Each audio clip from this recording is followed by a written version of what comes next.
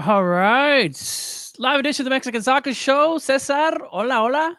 Hey man, it feels like it's been such a long time since we've done a live show. I'm looking forward. Yeah. It feels like old times. I'm loving this, man. Old time since we, like 2014, 2013, we were like, didn't know what we were doing. We're doing live shows, Food Mex Nation live, and look at us. Who'd ever thought? Look at us. I mean, look at our hair. my That's what we'd be saying, dude. We'd be like, dude, look at our hair. Maybe our flowers are getting a little bit. All right, guys. Thank you so much for joining us on this live edition of the Mexican Soccer Show. I'm Wiso Vasquez with Mr. Cesar Hernandez, who, if you don't know, is in Tijuana, San Diego area. I like to call it all because he used to go to all the games until the pandemic happened. So yeah. Yeah, now mostly in San Diego these days, unfortunately. But San Diego. Fingers crossed, man. Fingers crossed soon we'll be able to catch some more Liga MX Xolos games. But of course, it's not what we're here. We're here to talk about L3. Lots and lots to talk about L3. So today, we'll be talking about the Olympics, obviously the friendlies, and what we expect going forward. It's going to be a great show. You can give us your comments, support. Like this person, Robert said, USA, let's go. We already have a troll. That's coming out. I'm just kidding. Robert, thank you for joining us. You know, we'll get your comments going. So yes, so there's 52 people. If you can comment and let us what's going on. So let's just jump in. I know we have a packed hour. And yes, start off Mexico going to the Olympics. It was expected it would be a major failure if it wasn't, right, Cesar? I mean, yeah, with the squad that they had, obviously some of the best players weren't there. If you're considering the age bracket, there was no Edson Alvarez, there was no Diego Lainez, some of those top names were missing. But that being said, I think we all knew that Mexico were going to be the favorites in this competition, and they not only got a big boost when they defeated the US at the end of the group stage, but they got the job done against Canada. They had lots of good chances. It was 0-0 at halftime, but yeah, I thought that was impressive from L3. It was a little bit. You could have started to get the panic. An hour before that, you saw the U.S. not qualifying. We'll be talking about it in a minute. But what happened to be right, the first 45 minutes were key. Try to get something early. Mexico struggled. Great job by the keeper. It would almost reminded me of that Dominican Republic game where the chances weren't there. And then finally the half came, and we scored in the first 10 minutes. And a little pressure after that. Looks like a 2-0. But what stood out the most in that game for you? And what's coming up? I mean, what's next with the Honduras?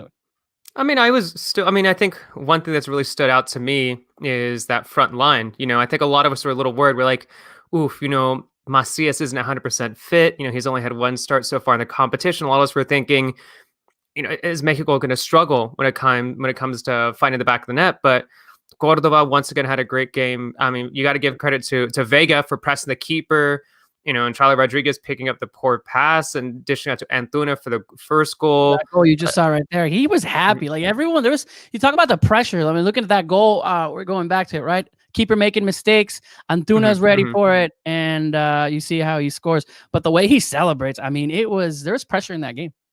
Yeah, most definitely. And I think what also stood out too is just you got to talk about Charlie Rodriguez, who I think has had a very good tournament. Johan Vasquez, who eventually got the second goal as well.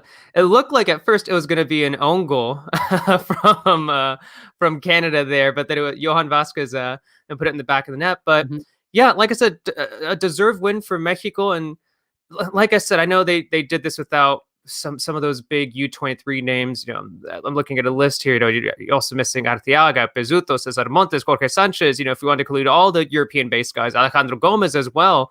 But I think that was also part of their advantage. You had this group of Liga MX-based players. They've all had plenty of time to play a number of games against each other, not only in Liga MX, but in youth systems. They've all taken part and allowed them into a loan and Pan American games. So it was clear that they had an identity, they had a structure, and then it's paid off with that ticket to Tokyo.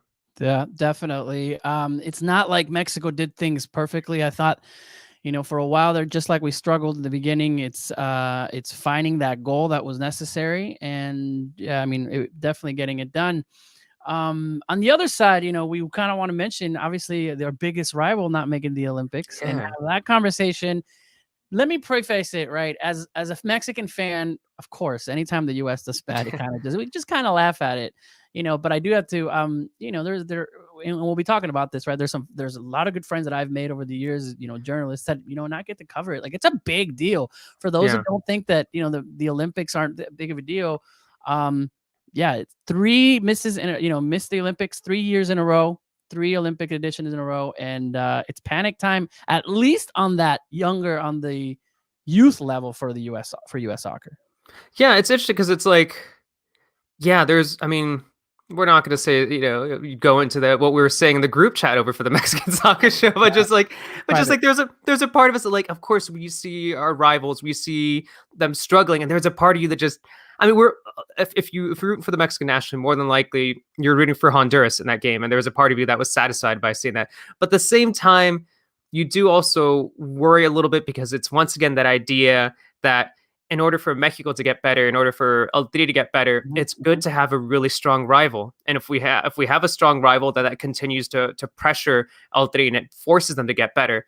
But at the other end too, we also got to give credit to Honduras, and why can't other CONCACAF nations step up as well? And you got to give credit to them for not only qualifying for the Olympics, but for doing it 3 consecutive times. Yes, so we got to give them credit. And honestly, I'll step into that. When we first saw this group, we said, "Oh my gosh, it's a group of death." We have the U.S. to worry about, and then Costa Rica to worry about. It's completely different teams, right? When you get to the youth levels, and I'm the one who said that, we'll probably face the U.S.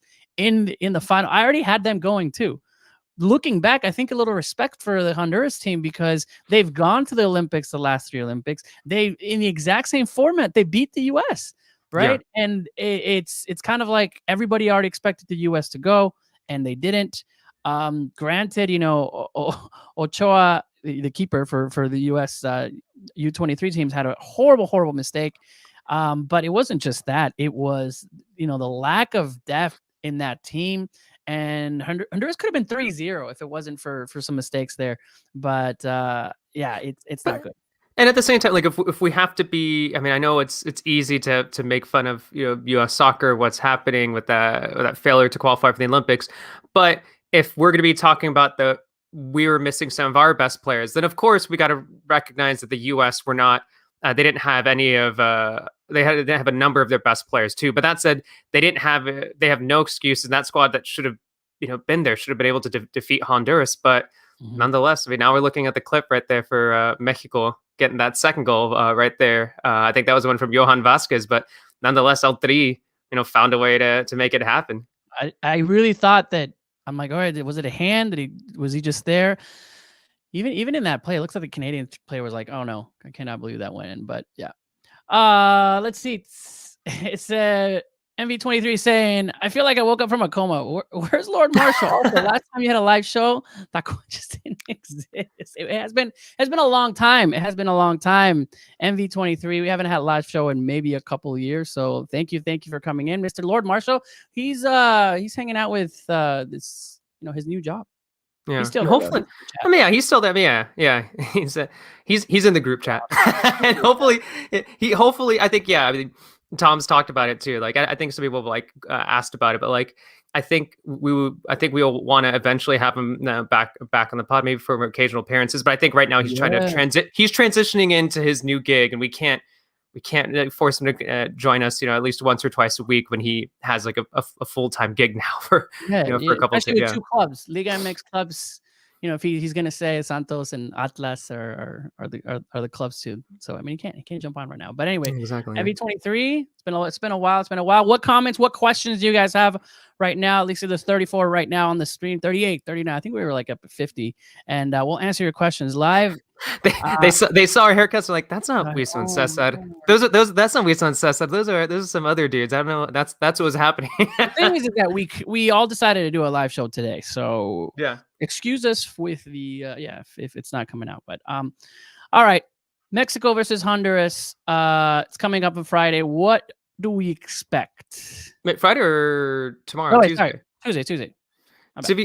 To be fair, when Amy put down the rundown, busy Tuesday, I was very confused. I was like, no, she means Monday, and then I just completely forgot what day of the week it was. But nonetheless, it's pretty easy to get days confused these days. But yeah, I mean, I want to. I do see busy Tuesday. I'm like, wait, she rarely makes mistakes, so. But I want to know how you feel about this too, because do you feel the same way about this then? It's almost like the U.S. game in the group stage, where it's just like, yes, it's a big deal. Yes, it'd be nice for Mexico to get a win here, but the big priority was qualifying for the Olympics. And now that that's done, it's like, I feel like I would be a little bothered if Mexico didn't get the win here. But I also, if I was Jimmy Lozano, maybe I'd be looking at some backups. Maybe I'd looking at some alternates. Maybe I'd be looking to drop some, someone like Cordova, who's been doing a lot of work. Charlie Rodriguez, who's done a lot of work.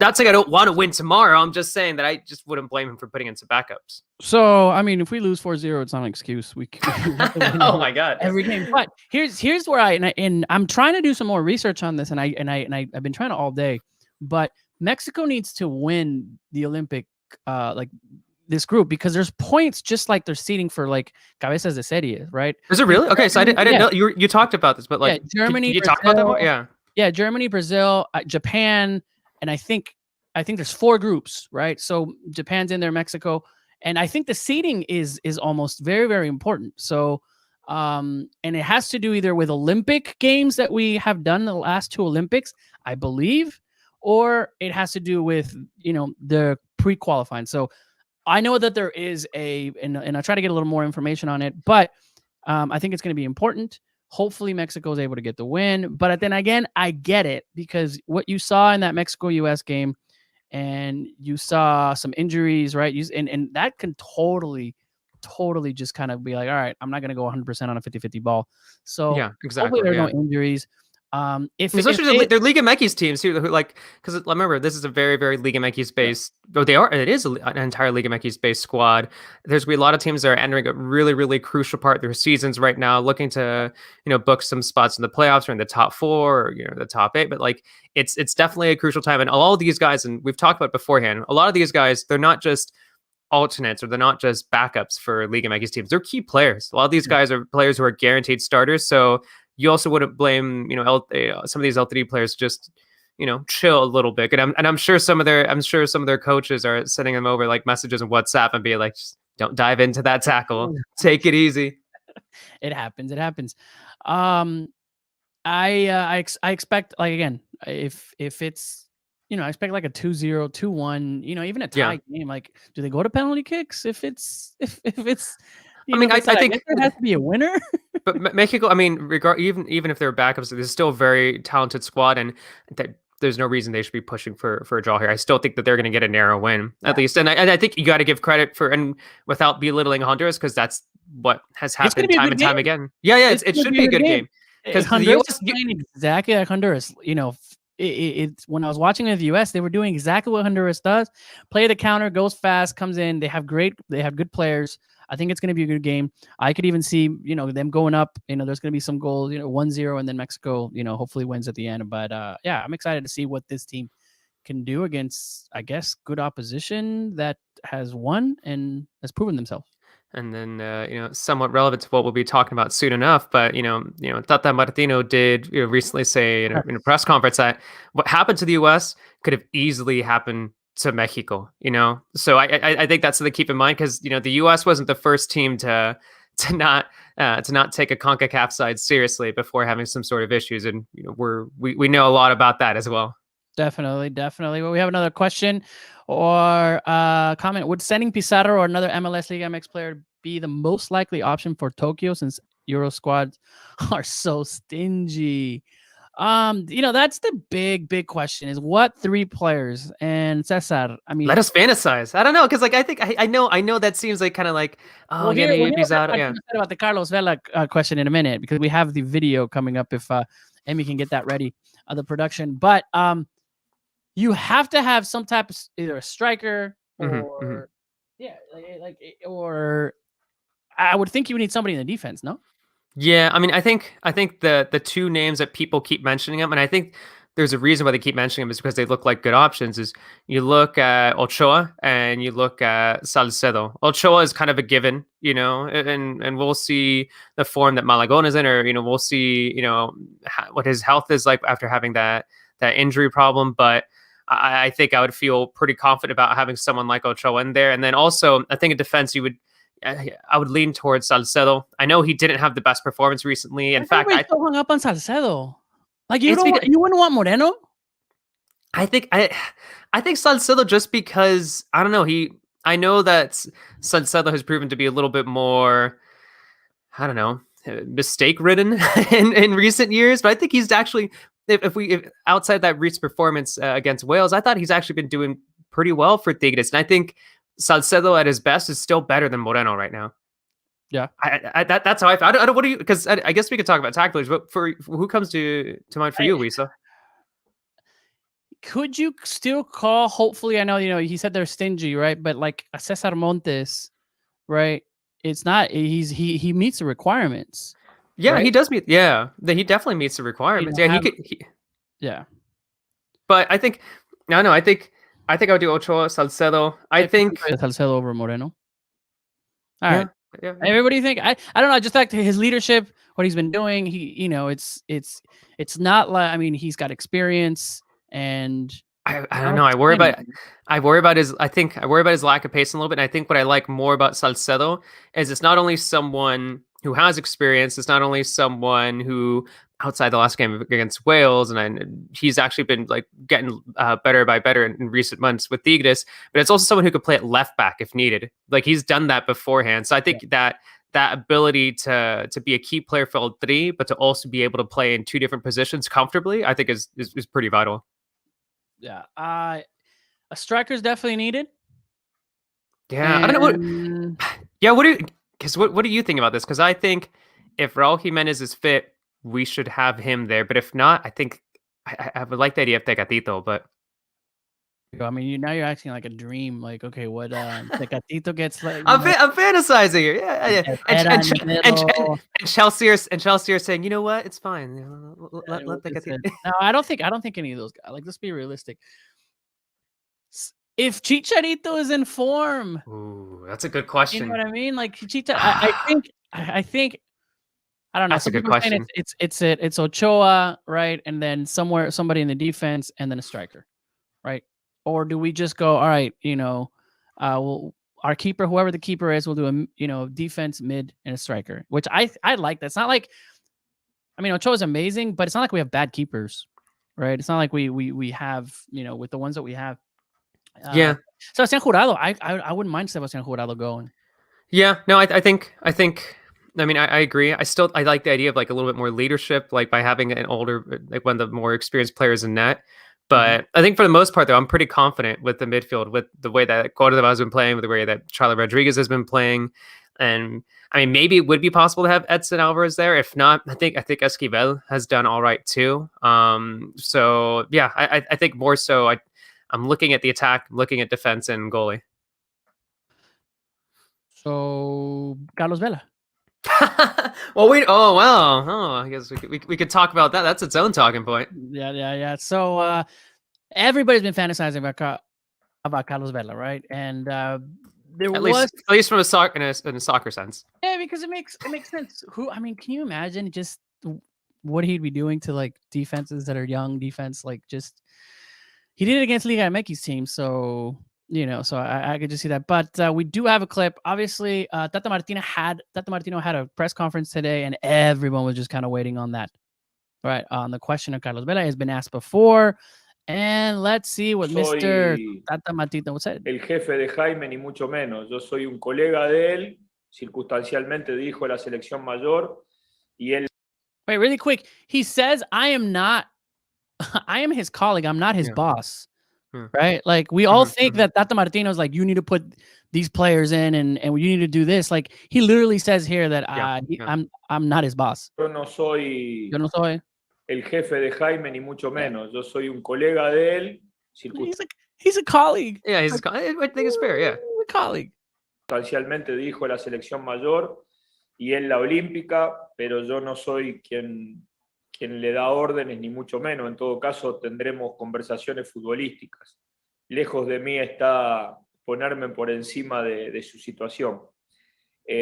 Lo que sí dije de parte en el caso de Carlos, ya lo dije hace mucho tiempo atrás, es que cuando uno está a disposición de selecciones, está a disposición de todas las selecciones.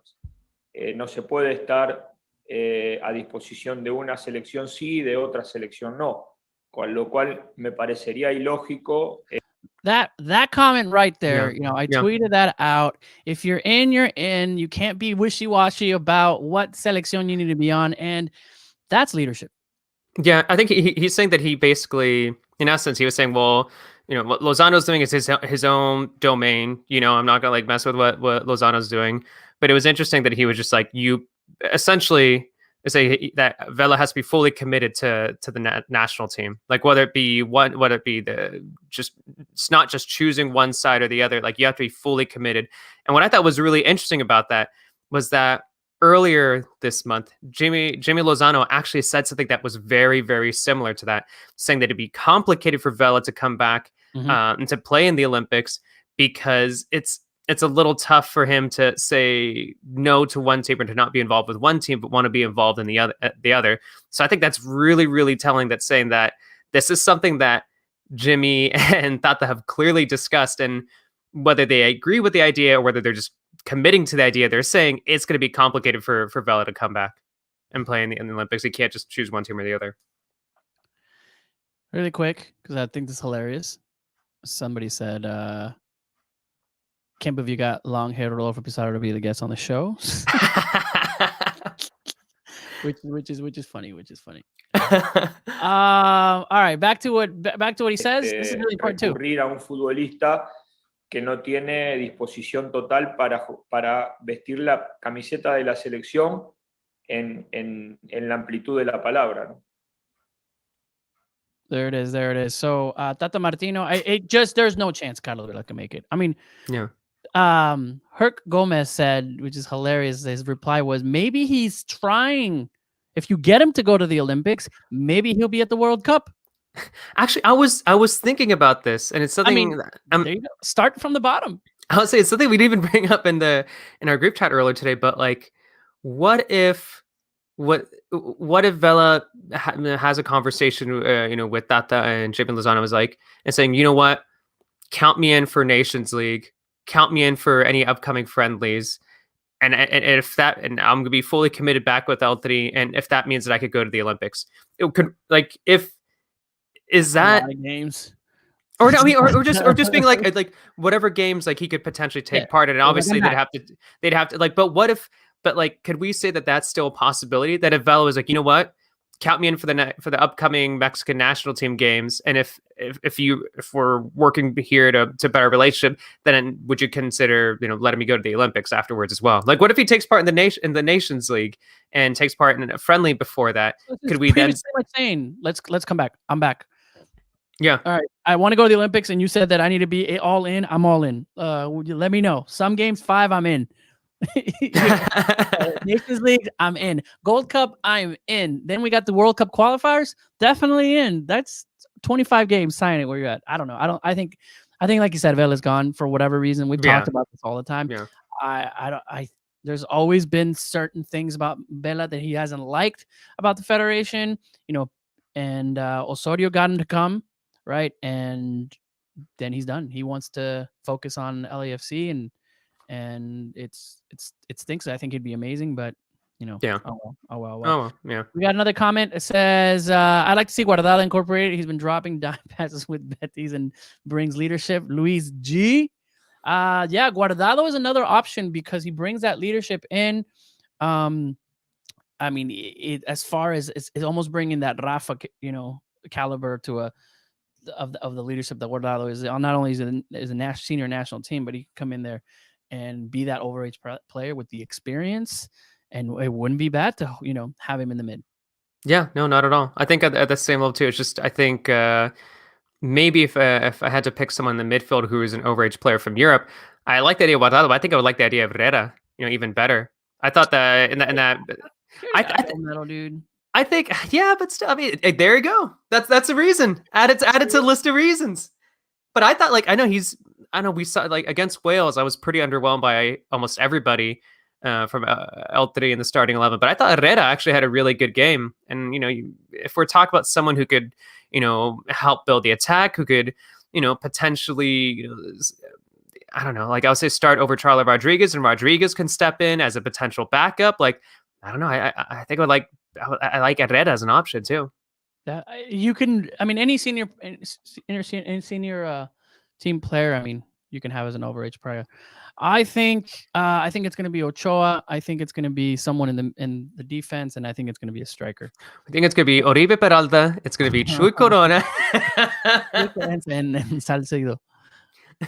Yeah, no, I think it's going to be. Someone said the one and only said Chicha too busy streaming Warzone.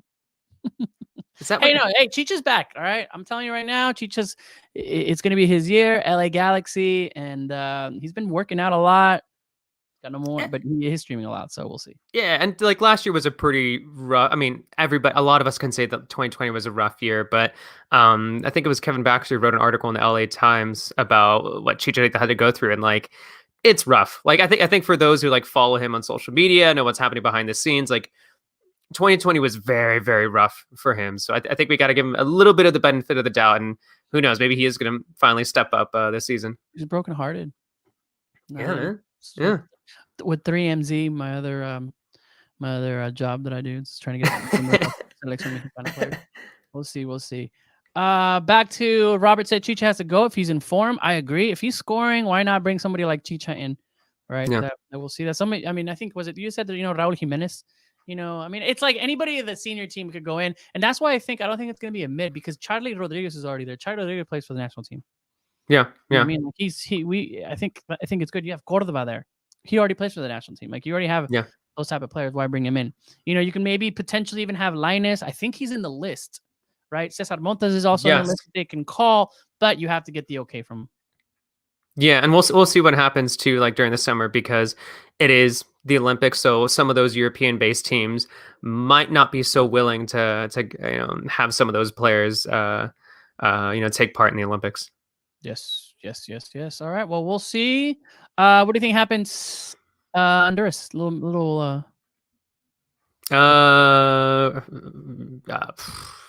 we say? I mean, if we're wrapping that up right there, I think 2-0 win for Mexico. Maybe one goal in the first half, another in the second half. Macias gets goals for Honduras. No, I don't think so. Yeah. Oh no, what do you think? You seem surprised. I think it's gonna be a tie, and then they're gonna go extra time. So We'll see. We'll see what happens. No, I think Mexico's gonna win, but I think it's gonna be harder than everybody thinks. Escalac said, "Oh my God, when you guys start having YouTube shows again?" I know. Yeah. Technically, this is going up on YouTube right now. Is it gonna go? I have Everybody's no idea. everybody's commenting on from YouTube. No, it's so yeah. So 3-1 Mexico. Nicolas Arellano. So give us your score lines. We'll put it right now. Tell us who wins. 11-0 like Canada in World Cup qualifying. Did you see that? They got an 11-0 win against Cayman Islands in World Cup qualifying. Cavallini, who stepped in the second half, he had a hat trick. He came on as a sub in the 61st minute and got a hat trick. 11-0. I wonder, that's got to be a record somewhere in there. JP Santos is saying Periscope is shutting down this week. So I thought it already shut down. I actually asked this question to Amy, and I'm like, hey, it's kind of shutting down. The one and only saying 2-1. So see, everybody saying, Robert said 6-0 Mexico. Yeah, there we go. 2-1. Here we go. We got that. All right, let's switch over to Mexico and Wales. So it was like this weekend was kind of up and down with Mexico qualifying, the U.S. not qualifying, Mexico losing against Wales, the U.S. And it's not like we care about the U.S. a lot, but there's a lot to be, everyone keeps talking about these players that the U.S. has. So we kind of, we're going to be tabs on our rivals. Pero, up and down. But that Mexico versus Wales, let's So for all of you guys that are in your comments, I guess we have to. Right? Do we? I guess we do. Let's first of all, everybody that's listening, we'd like to hear your comments. Tell us what you thought about that game. What frustrated you the most, or any positives, and we'll read them off on the air. But start off with you, Cesar. It's probably one of the most frustrating games that I've seen in a very, very long time. Yeah. Even like when Argentina beat Mexico 4-0, it was just like, all right, it's Argentina. Okay, we're just bad mistakes by Salcedo, bad mistakes by who was it? Just our defense was horrible. Was it Araujo too? Araujo, it was Araujo. Like we saw that. Okay, you know what? It happens 4-0. But this game was just annoying, just because Mexico couldn't find a way. Is it because it felt like? Well, I think there are a couple reasons. One, I don't know how other fans feel, but I feel I've been like slightly overwhelmed with the amount of Mexico games if we're including Olympic qualifiers. So it didn't have like the exact kind of like excitement. I don't know if it had the exact kind of like excitement. If this was like the only Mexico game that week, I'd be like, yes, let's go. And I'd be more amped up. But I don't know. I guess for one, at least what was happening on the field, maybe it was frustrating because it felt like a CONCACAF World Cup qualifier. It felt like, and one in which, once again, El Tri had a lot of possession, one in which they really, really struggled to break down the opposition. But as opposed to a Honduras, or as opposed to, I don't know, like an El Salvador, this was a European side where you felt like here's a chance for Mexico to really prove themselves. Because once again, a lot of us feel like Mexico is a big fish in a CONCACAF-sized pond. And here was an opportunity to do something. And I know this wasn't a official competition. I know this wasn't the Wales' best side. But at the same time, we're like, all right, let's make a statement here. Let's do something.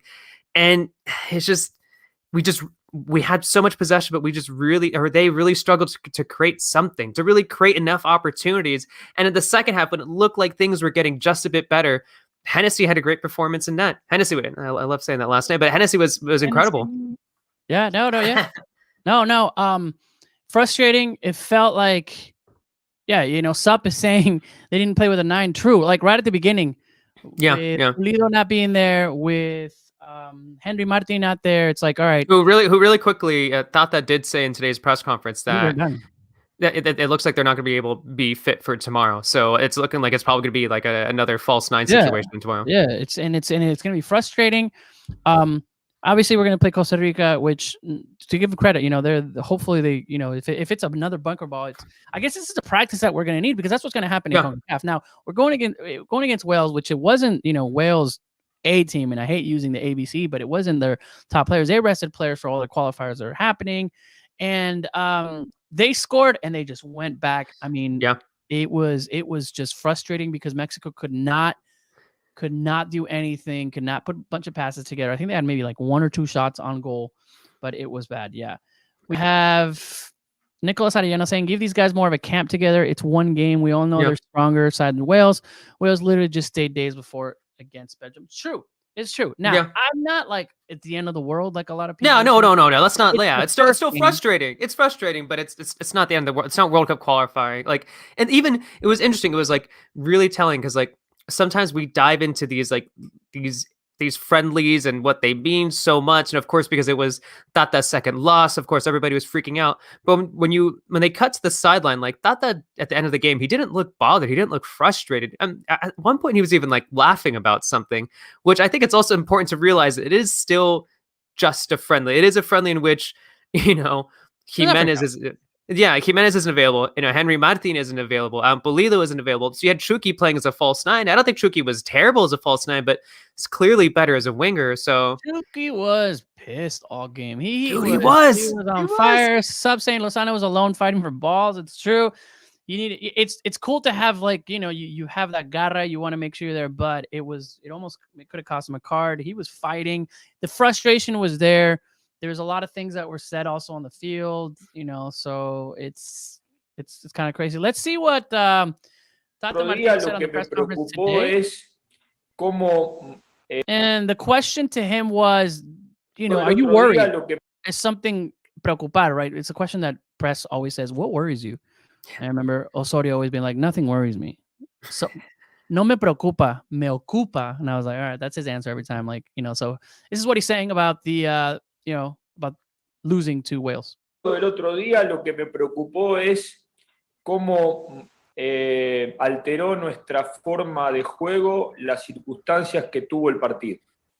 So for those of you guys, I mean, if you're, what he's kind of just saying is everything outside of the game really affected our players. Yeah, he said the circumstances essentially were just kind of the things that like altered the game. Yeah, and I was a little bit surprised by that answer. Because why we didn't win was because we couldn't put passes together. I kind of didn't like the fact that he's like, oh, the refs and all this stuff and outside and people were getting mad. That's what affected us. Dude, like, are you ready for CONCACAF, qualifyings if you can't take Wales? I don't know. I was a little bit, Let's see what else he says. Y específicamente no hablo del gol de arranque, sino de ciertas alteraciones que hubieron con situaciones de cobro del árbitro, de no cobro. He's saying right here, it's up right now with the goal that was for Wales, right? It was offsides. Wales, it was definitely offsides. Yeah, it was offside. Yeah. And then I think Ochoa, you see Ochoa raising his hand too, saying, "Hey, it's offsides," and then he takes it out and he doesn't catch the ball. Yes, it did affect, but it's 1-0. Yeah. No, and I think that, I mean, I think it is important to bring that up too, because how different would we be feeling if that offside call was given and Wales didn't get that opportunity? Maybe that actually, by them not getting the opportunity, Mexico could have potentially like done a little bit better. I mean, Chucky almost had a goal in the second half too, so I think it is important to keep that in consideration. Yeah, los reiterados cortes del juego. Las reiteradas peleas o intercambios verbales, todo eso motivó que el juego no tuviera continuidad, y para todo aquel equipo o selección que aspira a jugar de la manera que aspiramos nosotros, no tener continuidad en el juego aspira contra nuestros intereses. Y creo que eso es lo que sucedió en el partido de Gales. No estuvimos carentes de intensidad porque la tuvimos. I don't know. He says they had the right intensity, but I mean, a few players are getting mad. I don't know if that's intensity. Yeah, I think if anything though, if I was a CONCACAF minnow, I'd be taking notes, be like, all right, what did he say right there? Really mad. Oh yeah, so what do you say right there? Okay. What do you think Honduras does? I'm like, all right, let's see what else he says. La intención de jugar la tuvimos, pero nos alteraron demasiadas las circunstancias extrafutbolísticas y no nos permitió tener continuidad en nuestro juego. Yo entiendo que... Or maybe he's saying this, hey, this is what happens. You guys got so pissed off of what happens outside that helped your game. Maybe it's not an excuse, but it's a reality. And he's like, you can't do that, man. Like that's true. That's a good way of putting it. Maybe that's what's coming in. Selecciones que enfrentan el partido como enfrenta a Gales, lo que mejor hay que hacerle es darle continuidad al juego y sucesión de ataque. Eso lo desacomoda y nosotros en ningún caso, salvo los primeros 15 minutos del segundo tiempo, pudimos lograr. There it is. There it is. Some more questions. I would have been interested to see what would have happened if some of the U23 guys were there, like Corda or Charlie, who seem to be in better shape as some of the senior players. Well, yeah, I can see it. You have to also understand this was the first game since when? When was the last time Mexico played? November? Yeah, it's been a while, and some of these guys are coming back from injury, like Herrera. Once again, I thought he was getting back from COVID. Yeah, that's true. Yeah, that's true. Yeah, it's very true. Yeah. And like Chucky has like came back from, and I thought he actually had a decent game. Chucky came back from a recent injury. Guardado, he tends to have his occasional injuries. Herrera was coming back. Edson's been playing a number of games.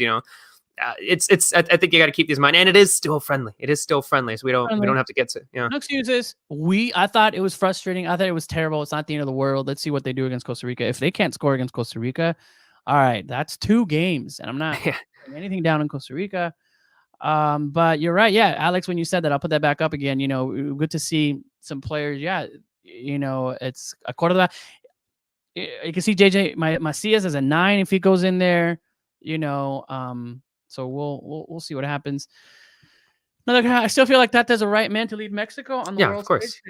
Major success with Paraguay, Copa America final, and gave Spain a big scare in the 2010 World Cup. Yeah, of course. Yeah, I'm telling you this right now.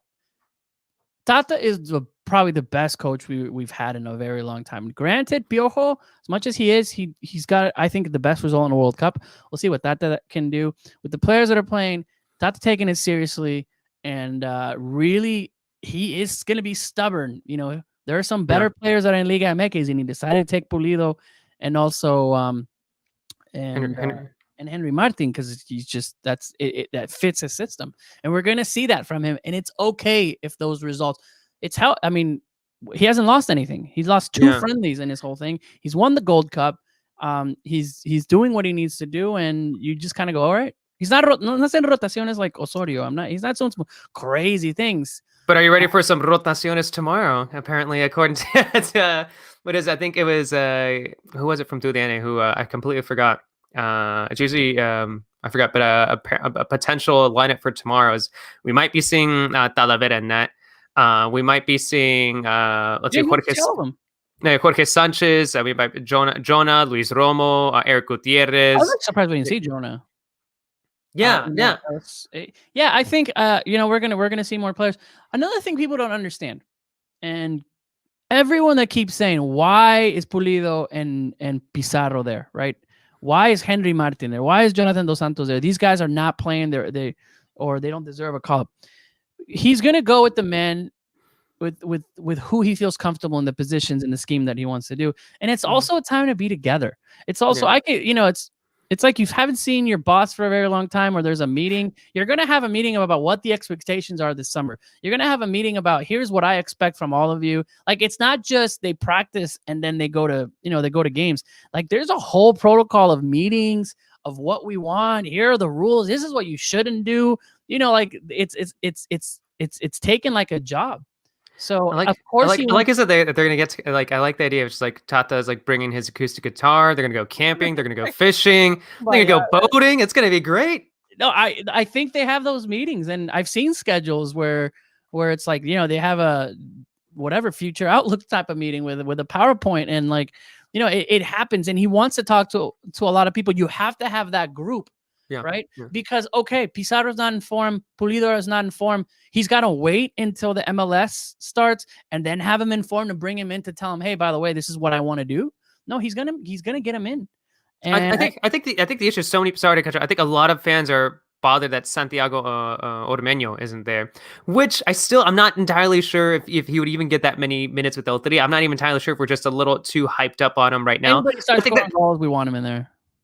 Exactly. Maybe he does deserve a call up, but I go back to Tata wants to start this process of qualifiers in all the games that they have. There's a reason why Raul was there.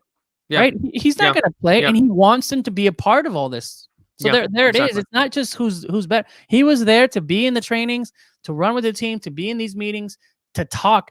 And I've heard from coaches, they have like one-on-ones with each player. It's like, hey, how do you feel? What do you want to do? The coach Mhm. needs to know where everybody's at.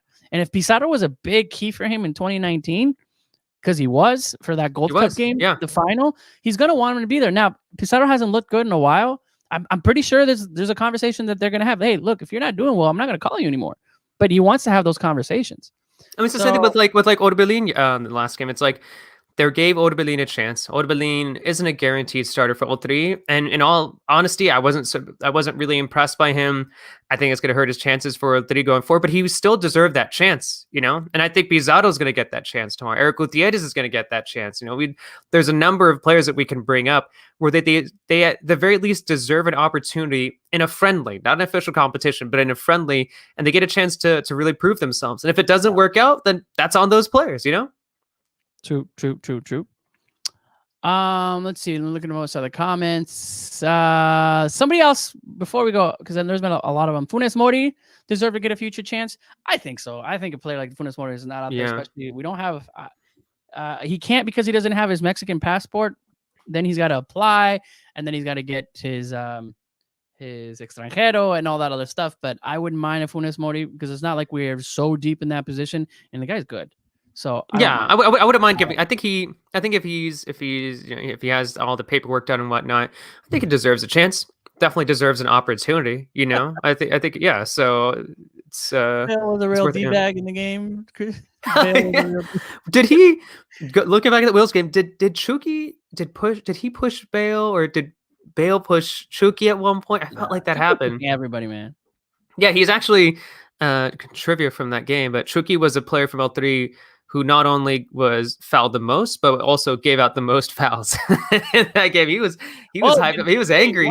Works with the other. He gave the most foul because he was fouled the most. It was actually true. Like I felt like Wells was like, hey, whatever Chucky is, let's just foul him every time because that guy goes. You know. Yeah. So Tata tactically is the best coach makers have had. Say that 10 times fast. Yeah. And then Robert's saying that Bale pushed Chucky. He's saying Bale pushed Chucky. Like saying, I always worry about Mexico strikes depth chart. I feel like there are never enough players in that positions. I think it is fair to like worry about that right now. Let me pull up my depth chart because right now you would say it's like a whole 6 depth charts like the U.S. men's national team that they can field six teams. None of them can qualify to the Olympics.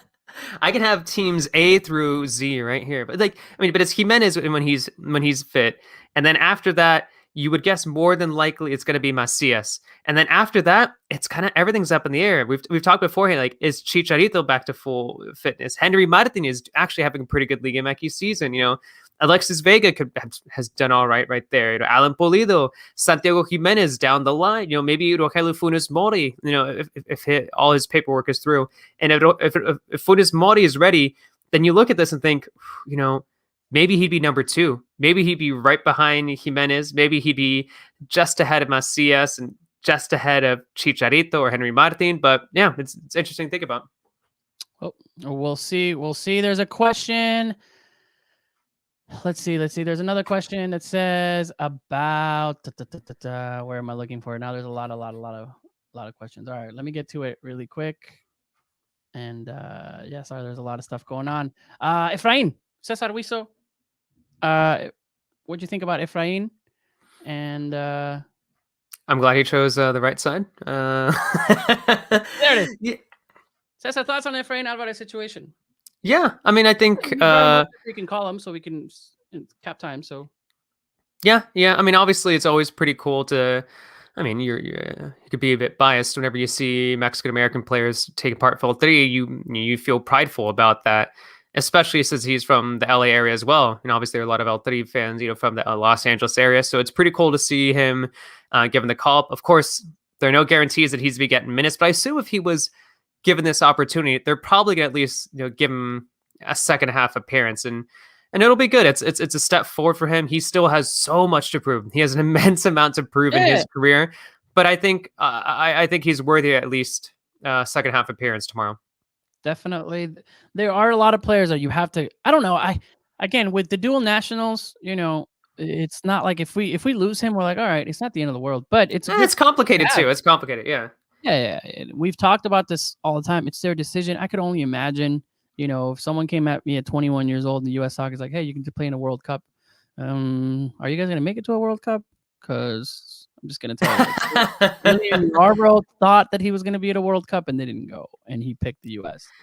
I mean, it's tough. I mean, look at Jonathan Gonzalez right now. Like, I mean, obviously, we think that he made the right decision by, choosing, El Tri, and he's still very young, so he could still develop into a very, good player for not only Monterrey but also for El Tri. But could he have potentially gotten more minutes recently with the U.S. men's national team? Could he have potentially, I don't know, could he have potentially been a key player for U.S. soccer, and through that could have potentially helped them qualify for the Olympics? I don't know. It's just it's important to recognize the complications with these things, because it's easy for us to say like, yeah, vamos Mexico, let's go. But if U.S. soccer is like, hey, we know you have strong Mexican ties, but we'll guarantee you minutes, and it's like, yeah.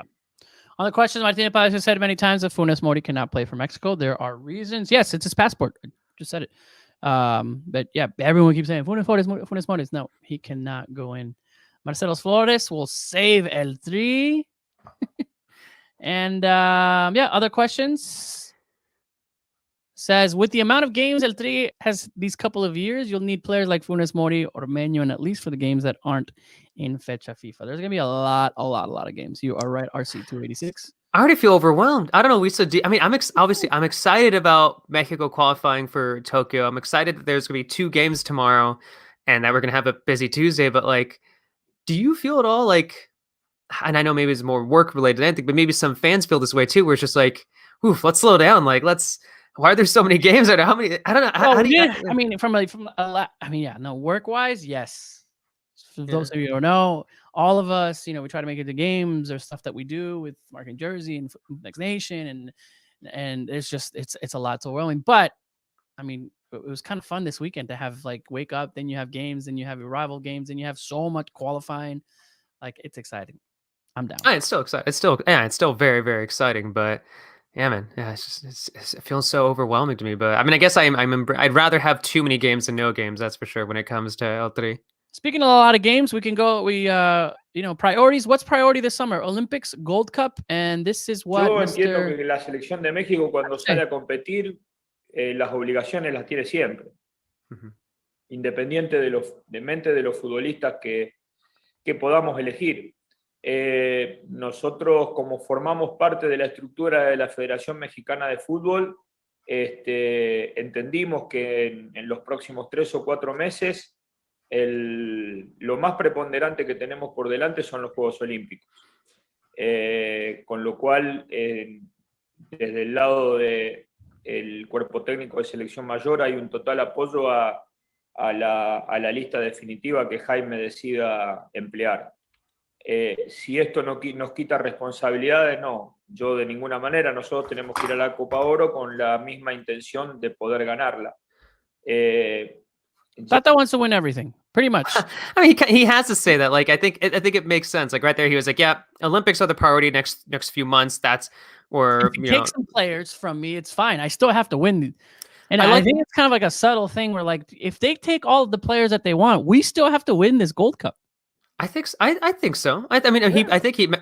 he's about to mention this too. But if ever from the press conference, he also said that, like, in the last Gold Cup or the previous Gold Cup, I forget exactly what it was. He said that, like, Mexico was missing key players, but they still won. And yeah.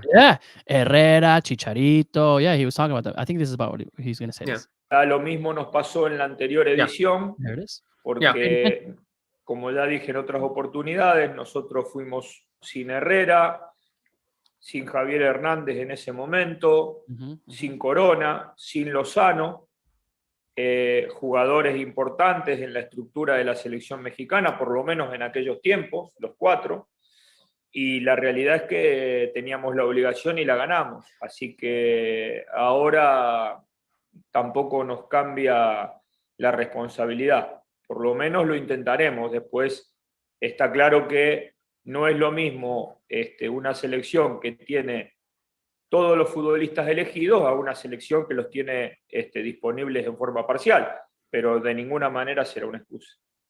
It's not an excuse. Yeah. No, I mean, no. he has to say, he kind of has to say that, but I like the fact that he did bring that up because he didn't have to. You know, he cocould have used that as a potential excuse and being like in the Gold Cup, be like, listen, we're missing our best players. You know, we're not at our, it's not L3 at the very best because we prioritize the Olympics. Because if he did say that, people would be like, yo, like back in late March, you said that you could still win the Gold Cup. It's still priority to win the, or not priority, but because the priority of the Olympics, but that you should still be able to win the Gold Cup, you know, even without key players. Yep. What's up with a great question? Do you think the Olympic team is better than the one from 2012 who won the gold? It's hard to say. Let's see who goes. Let's see who goes first. It's tough. Tough. Okay, so let's say it's a team, you know, I think this team is more talented. Let me back up. Maybe not more talented, but has had more experience in games than the 2012 team. Yeah, I think I think I immediately agree with you. I'm gonna have to like look at the squad again, but I think what immediately comes to mind is just I don't know, and it's easy to say the potential and whatnot, but these are not only players with a lot of potential when you look at the current, you know, Olympic roster, but players who are really, really key figures for Liga MX teams. And I know that there's a big conversation when if we're looking at U.S. soccer about, oh, look at this player in Europe, look at that player in Europe. But some of these players in Liga MX, you know, they have the capability of being European players. We know that's a podcast in itself to discuss why they aren't in Europe just yet. But when you watch Cordova play, when you watch Charlie Rodriguez play, when you watch even Antuna, who was in Europe for a little bit, you do watch them and think, these guys could be key players for European sides. You know, they could be key players for European teams. Yeah. Like I said, no, because they haven't won anything yet. These guys won the gold medal. They beat Brazil. I mean, they beat Neymar. I mean, it was historic. It's still the best accomplishment Mexico's ever had, in my opinion. And so, but really ever? I think okay. So. I think what was bigger than that? The Confederation Cup was big, but beating Germany. Yeah, it would be Germany. I'm talking about like an actual like we won the tournament. You know what I mean? Like that was. Yeah. Don't get me wrong. I mean, it was awesome to beat Germany, but then what happened? But those are like a top 2 to 3. Oh, like yeah. it's yeah. I know. Yeah. I'm just saying, like, as far as accomplishment, you know, I think, you know, when we talked about this more, Mexico winning that gold was huge. Yeah. And for people that say, you know, oh, it's just the Olympics. No, Neymar has been wanting it. Messi has won it. Like it's something that you do, right? Yeah. But yeah. So we'll see. I don't want to say that, you know, this team's better than the other. I think this is it's got more experience. Like I said, like you know, I think so. Yeah, Messi seem like Cordova. Like most of these players are national team players. Now, if you remember in that gold medal 2002 team, these guys were really bad before the Gold Cup. Their run, they struggled. We watched that Oro documentary, and they struggled. Remember, this team, that's a team that went to the Copa America, and everybody laughed at. That's right. Yeah. So we'll see. Bill saying, glad to see you guys on a live podcast. Yes, we're definitely gonna be back. We're doing a lot more of the lives. There's so much that's happening with the Mexican national team, and you know, the productions hopefully will get better. And yeah, but we really appreciate all you guys coming on. So yeah, I'm just glad that my Wi-Fi didn't go out. I'm glad that my video is working okay. I think my lighting situation, I've figured it out a little bit, so we're ready for this. We're prepped for a more live podcast. They said this team's definitely more established. The 2012 thing. Tango. And there's a question on there also that you finally coming around for the jersey.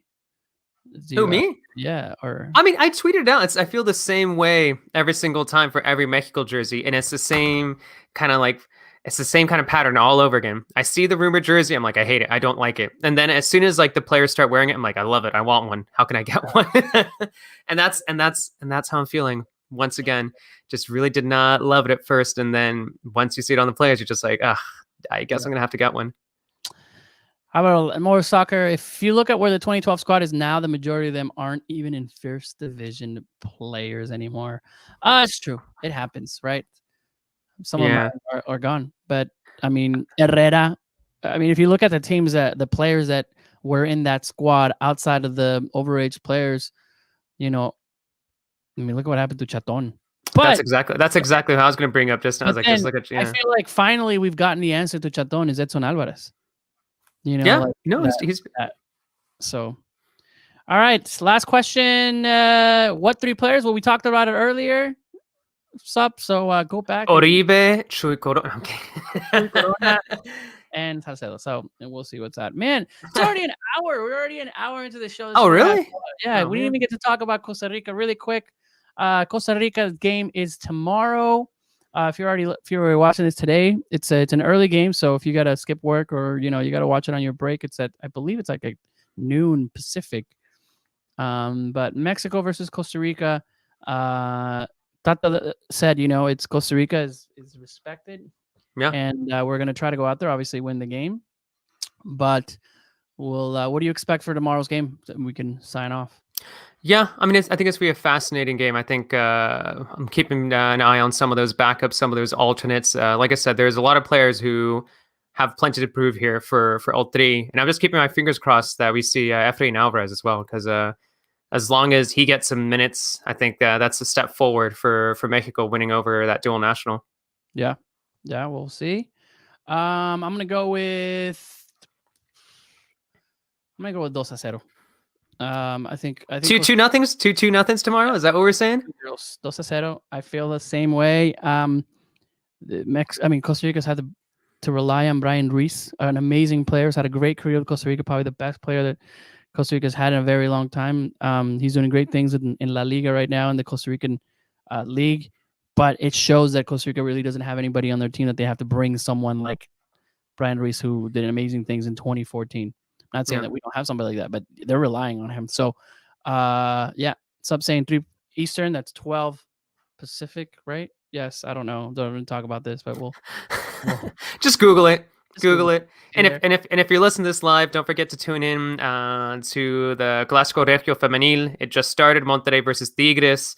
Always a pretty good game between those two, because let's be real, those are the 2 powerhouses in Liga MX Femenil right now. So definitely keep an eye on that one. Yeah, and some people are saying that's the real Clásico Nacional, the big on the feminine side that we're going. Yes. All right. And if you want more details on what it should actually be called, listen to our football podcast, because actually Amy and Adriana did a good job of like talking about like what it should be called. Should you call it the Clásico Nacional? Like, would it be weird to call it that? And yeah, they do an excellent job of discussing that. Good. All right. Cesar, we did it. Hey, we did it. All right, cool. We did this. Everything's good. I think everything came out. Thanks again for the love, guys. A lot of you guys, I remember you all from on the comments. We'll put them in. We'll continue to do these live shows. Might do it on Monday. Might be doing it in the middle of the week. We'll still trying to decide, but really appreciate you guys coming on. Again, thanks again to the production. Amy's doing all the behind the scenes, putting everything together, and it looks great. Thanks again. Good night, lads. All right, Cesar. Nos vemos. Hasta la próxima. Cool. See you around. Good.